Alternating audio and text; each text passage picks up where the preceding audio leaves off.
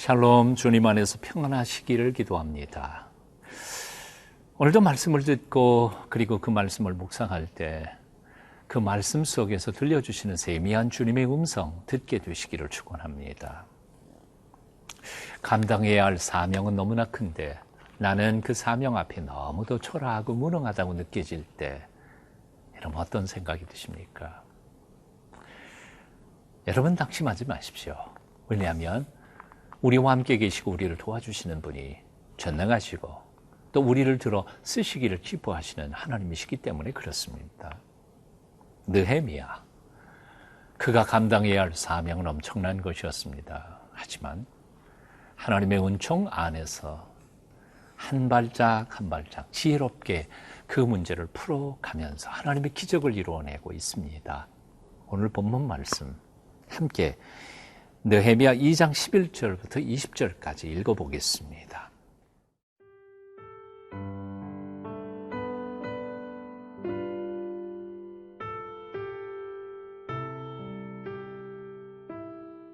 느헤미야 2장 11절에서 20절 말씀입니다. 내가 예루살렘에 이르러 머무른 지 사흘 만에 내 하나님께서 예루살렘을 위해 무엇을 할 것인지 내 마음에 주신 것을 내가 아무에게도 말하지 아니하고 밤에 일어나 몇몇 사람과 함께 나갈새 내가 탄 짐승 외에는 다른 짐승이 없더라. 그 밤에 골짜기 문으로 나가서 용정으로 분문에 이르는 동안에 보니 예루살렘 성벽이 다 무너졌고 성문은 불탔더라. 앞으로 나아가 샘문과 왕의 못에 이르러서는 탄 짐승이 지나갈 곳이 없는지라. 그 밤에 시내를 따라 올라가서 성벽을 살펴본 후에 돌아서 골짜기 문으로 들어와 돌아왔으나 방백들은 내가 어디 갔었으며 무엇을 하였는지 알지 못하였고 나도 그 일을 유다 사람들에게나 제사장들에게나 귀족들에게나 방백들에게나 그 외에 일하는 자들에게 알리지 아니하다가 후에 그들에게 이르기를 우리가 당한 곤경은 너희도 보고 있는 바라. 예루살렘이 황폐하고 성문이 불탔으니 자 예루살렘 성을 건축하여 다시 수치를 당하지 말자 하고 또 그들에게 하나님의 선한 손이 나를 도우신 일과 왕이 내게 이른 말씀을 전하였더니 그들의 말이 일어나 건축하자 하고 모두 힘을 내어 이 선한 일을 하려 하매 호론 사람 산발락과 종이었던 암몬 사람 도비아와 아라비아 사람 게셈이 이 말을 듣고 우리를 업신여기고 우리를 비웃어 이르되 너희가 하는 일이 무엇이냐 너희가 왕을 배반하고자 하느냐 하기로 내가 그들에게 대답하여 이르되 하늘의 하나님이 우리를 형통하게 하시리니 그의 종들인 우리가 일어나 건축하려니와 오직 너희에게는 예루살렘에서 아무 기업도 없고 권리도 없고 기억되는 바도 없다 하였느니라.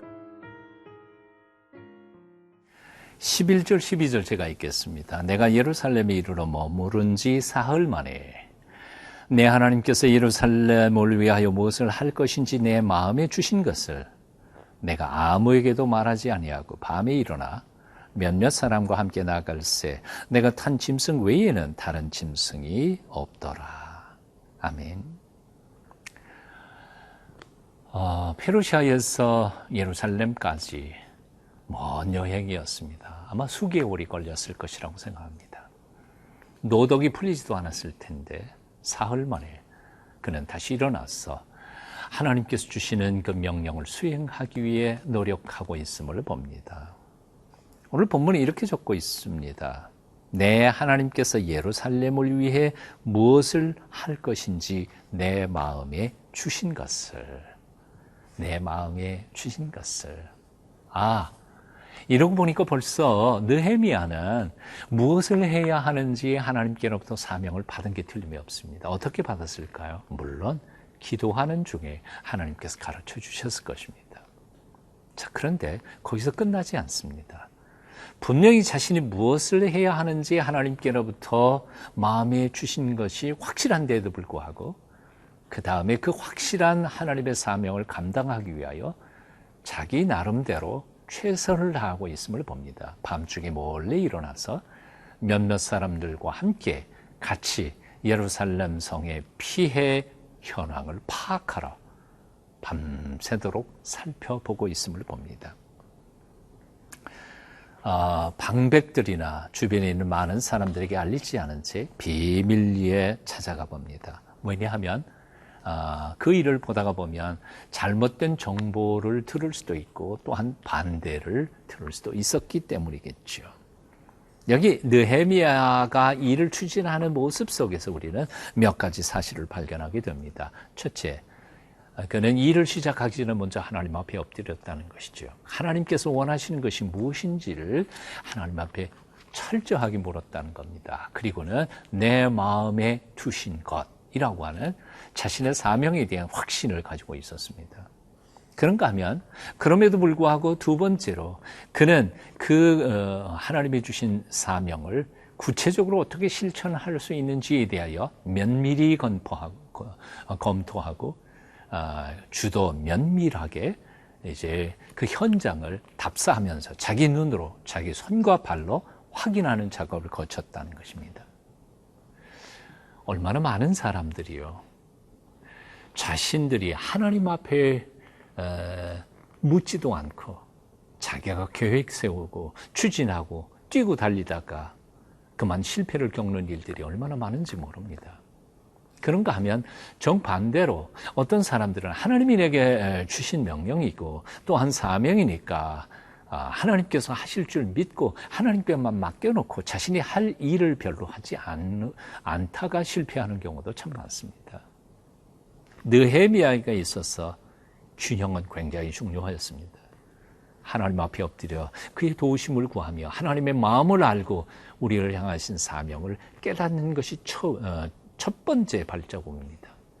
하지만 그것이 목표가 분명하다면 그것을 끝까지 추진할 수 있도록 세밀하게 검토하고 연구하고 찾아가는 과정이었습니다. 사랑하는 여러분, 하나님 뜻 행하기를 원하십니까? 먼저 하나님 뜻부터 아십시오. 기도하면서 나를 향하시는 하나님의 계획이 무엇인지를 분별하십시오.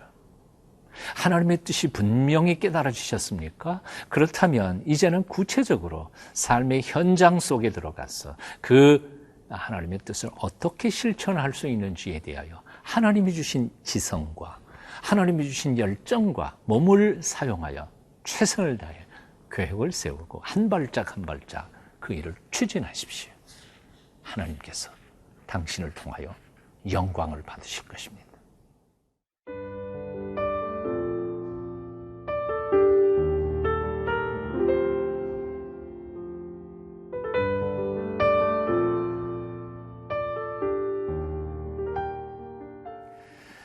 은밀히 그러나 아주 주도 면밀하게 예루살렘의 현재의 상황을 점검하고 검토했던 느헤미야는 이제 방백들을 불러 모읍니다. 그리고 지도자들 앞에서 과감하게 자신의 계획을 선포합니다. 17절, 18절입니다. 후에 그들에게 이르기를 우리가 당한 곤경은 너희도 보고 아는 바라. 예루살렘이 황폐하고 성문이 불탔으니 자 예루살렘 성을 건축하여 다시 수치를 당하지 말자 하고, 또 그들에게 하나님의 선한 손이 나를 도우신 일과 왕이 내게 이른 말씀을 전하였더니 그들의 말이 일어나 건축하자 하고 모두 힘을 내어 이 선한 일을 하려 하매. 자, 그 후에 즉 사흘 만에 밤중에 나아가서 다 실사를 하고 계획을 세운 다음에 그 후에 사람들을 불러 모았습니다. 그리고는 설득하는 거죠. 자, 예루살렘 성, 우리가 당한 곤경이 어떠한지는 여러분도 잘 아실 텐니다. 그러니까 우리가 해야 할 목표는 간단합니다. 예루살렘 성을 다시 재건하는 것입니다. 자, 이 얘기만 하지 않았습니다. 그는 두 가지를 더 보탭니다.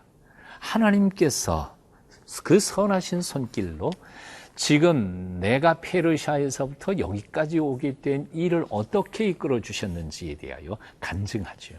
하나님이 우리와 함께 계시다는 겁니다. 그리고 하나님만이 아니라 두 번째로 그 하나님께서 페르시아의 왕인 아닥사스다 왕을 어떻게 움직이셔서 그 아닥사스다 왕이 이 예루살렘 재건을 위하여 어떻게 약속하셨는지 황제의 지원이 틀림없다는 보장까지도 그들 앞에 선포합니다. 자, 그러니 그 사람들이 확신할 수밖에 없는 것이죠. 하나님도 도와주시고요. 황제도 도와주고 또한 그 도움이 확실하니까.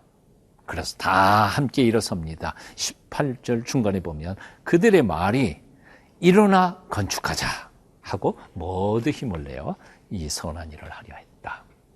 그렇습니다. 사실 이런 과정까지 오는 동안에 느헤미야가 겪었던 아픔과 괴로움 참 많이 있었습니다.